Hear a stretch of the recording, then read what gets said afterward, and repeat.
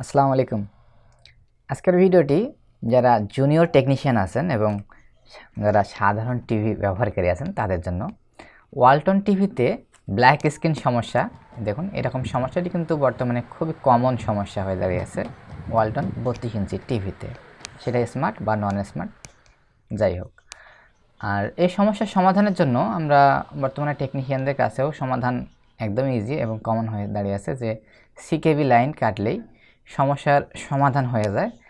সেটা প্রায় 80% ক্ষেত্রে সমস্যার সমাধান হয়ে যায়। তবে এই প্যানেলে দেখুন দুই পাশে আমি সিকেবি লাইন কেটেছি, কিন্তু তারপরে সমস্যার সমাধান হয়নি।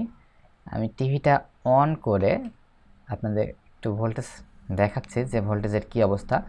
এখানে হচ্ছে ভন ভোল্টেজ থাকে, সেটা হচ্ছে 30 ভোল্ট থেকে 32 ভোল্ট। আপনারা যারা সাধারণ টিভি ব্যবহারকারী আছেন তারা বিষয়টা হয়তো জানেন না বা জানার কথাও না, কিন্তু যারা টেকনিশিয়ান আছেন তারা বিষয়টা জানেন।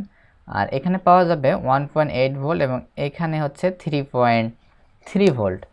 তো মূলত 1.8 র্যাম ভোল্টেজ এবং 3.3 এখানকার কফের ভোল্টেজ। তো কোনো ভোল্টেজে নেই, টিভি কিন্তু অন আছে। এখানে দেখুন সাপ্লাই ভোল্ট 12 ভোল্ট মানে 12 ভোল্ট, এটা কিন্তু ওকে আছে। আর দুই সাইডে কিন্তু সিকেবি লাইন একদম দুই সাইডেরই কাটা আছে। আর আইসি হিট হচ্ছে না, হিট কিন্তু হচ্ছে না, কিন্তু তারপরেও আইসির যে ভোল্টেজগুলো জেনারেট করার কথা সেগুলো কিন্তু করছে না। তো এর সমস্যা আসলে কোথা থেকে সমস্যার সমাধান করা যেতে পারে এই বিষয়ে আজকের ভিডিওতে আমি জানাবো।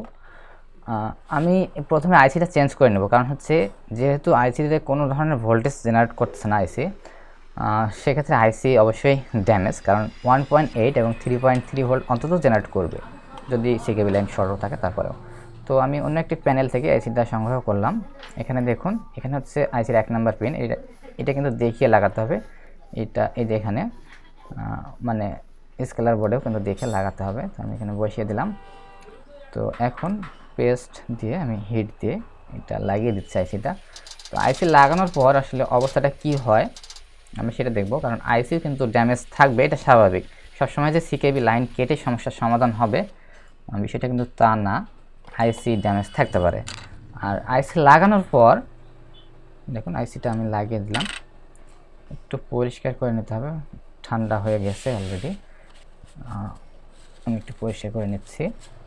তো আইসি লাগানোর পর আমাদের কোন কোন ভোল্টেজগুলো আমরা পাই এবং কোনগুলো মিসিং সেটাই হচ্ছে দেখার বিষয়। আমি টিভিটা অন করতেছি, অন করে এখানকার যে র্যাম ভোল্টেজ 1.8, এটা দেখুন অ্যানালগ মিটারে দেখাচ্ছি যাতে করে অনেকের বুঝতে সুবিধা হয়। তো এখানে 1.8 ভোল্টেজ কিন্তু আছে, আর মানে অ্যানালগ মিটারে খুব দ্রুত দেখিয়ে দেয়। আর এখানে হচ্ছে 3.3 ভোল্ট, মানে খুব দ্রুত দেখিয়ে দেয়, যার কারণে আসলে এখানে আজকে আমি অ্যানালগ মিটার ব্যবহার করতেছি। আর এখানে আমাদের ভোল্টেজ পাওয়ার কথা ভন ভোল্টেজ 33 ভোল্ট, এটা হচ্ছে 30 থেকে 33 ভোল্ট। আমি টিভিটা অফ করলাম, আবারও অন করতেছি, এখানে কিন্তু আমি ভোল্টেজ পাইনি ভন ভোল্টেজ। তো টিভিটা আমি আবারও অন করতেছি, দেখি প্রথমে ভোল্টেজটা এসেই চলে যাচ্ছে কিনা, এরকম কোনো প্রবলেম কিনা। দেখুন এখানে কিন্তু আসতেছে না, ভোল্টেজ আসতেছে না। এই জন্য আমি অ্যানালগ মিটার ব্যবহার করেছি, কারণ অন হওয়ার সাথে সাথে ভোল্টেজটা দেখাতে পারে অ্যানালগ মিটারে, যেটা কিন্তু ডিজিটাল মিটারে অনেক ক্ষেত্রে দেখা সম্ভব হয় না। তো অ্যানালগ মিটারেও কিন্তু এখানে ভোল্টেজটা আসতেছে না। তো মূলত দুই সাইডে সিকেবি লাইন কাটার পরেও ভোল্টেজ আসতেছে না, এর কারণ কি? তো এর কারণ হচ্ছে ভন ভোল্টেজটি কিন্তু এখান থেকে এখানে কিন্তু হচ্ছে আমাদের একটু হাই ভোল্টেজ যেটা প্রবেশ করবে এই লাইনটা, কিন্তু এই লাইনেও কিন্তু যদি কোনো প্রবলেম থাকে সেক্ষেত্রে কিন্তু আসলে ভন ভোল্টেজ নয়, কিন্তু কোনো যদি প্রবলেম থাকে, শর্ট থাকে, সেক্ষেত্রে কিন্তু আসলে আইসি ভোল্টেজ জেনারেট করবে না। এটাই হচ্ছে আজকের ভিডিওতে আমি আপনাদেরকে যে মেসেজটা দিতে চাচ্ছি, যে সিকেবি লাইন শর্ট ছাড়াও এখানকার কিন্তু ক্যাপাসিটর ড্যামেজ হতে পারে। ক্যাপাসিটর ড্যামেজ হলে সাধারণত শর্ট হয়, রেজিস্টার ড্যামেজ হলে সেটা ওপেন সার্কিট হয়, এটা কিন্তু মাথায় রাখবেন। রেজিস্টার কখনো শর্ট হয় না। তো এখানে ক্যাপাসিটর থাকে, ক্যাপাসিটর শর্ট হয়ে গেছে। এখানে দুইটা কয়েল থাকে এবং দুইটা হচ্ছে ক্যাপাসিটর থাকে পাশাপাশি। এখানে আমি একটা ক্যাপাসিটর শর্ট পাইছি। আর এখানে হচ্ছে যে কফ আছে, এই কফ থেকেও কিন্তু প্রবলেমটা হতে পারে। কফে যদি কোনো সমস্যা থাকে সেক্ষেত্রেও কিন্তু এখানে ক্যাপাসিটর শর্ট দেখাবে। এই ক্যাপাসিটরগুলো আপনারা মেপে নেবেন। অনেক ক্ষেত্রে আপনারা করেন কি, শুধুমাত্র সিকিবি লাইন কেটে দেন, তারপরেও আসলে সমস্যার সমাধান হয় না। তো আমি আজকে বিষয়টা আমি আপনাদের বোঝানোর চেষ্টা করেছি যে 1.8 ভোল্ট এবং 3.3 ভোল্ট থাকার পর যদি সমস্যা থাকে সেক্ষেত্রে আপনারা ক্যাপাসিটরগুলো চেক করে দেখবেন। আমি অন্য একটি প্যানেলে আমি আপনাদের দেখাচ্ছি এখানকার যে ক্যাপাসিটর শর্ট থাকে সেগুলো হচ্ছে এই যে এইগুলা। এখানে কিন্তু দুইটা কয়েল আছে, দুই সাইডের জন্য দুইটা, এখানে ভোল্টেজ ঢুকবে।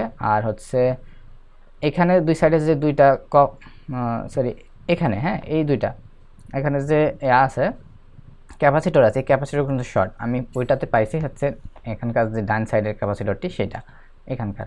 আর এখানে কিন্তু এই ক্যাপাসিটরগুলো এগুলোও কিন্তু শর্ট হতে পারে, এগুলো শর্ট হলেও মূলত হচ্ছে 1 ভোল্টেজ জেনারেট হবে না।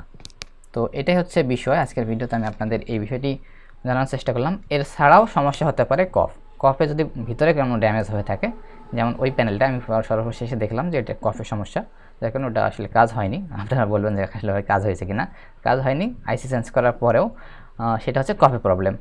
তো মূলত সিকেবি লাইন কাটলে যে সমস্যার সমাধান হয়ে যাবে বিষয় তা না, এছাড়াও আরও অনেক সমস্যা থাকতে পারে। তো আজকের ভিডিওটি আপনাদের ভালো লাগলে লাইক করবেন এবং চ্যানেলে যদি আপনি নতুন হয়ে থাকেন সেক্ষেত্রে চ্যানেলটি সাবস্ক্রাইব করে পাশে থাকবেন। আগামীতে আরও সুন্দর সুন্দর ভিডিও নিয়ে ইনশাআল্লাহ আপনাদের সামনে হাজির হব। সকলে ভালো থাকবেন।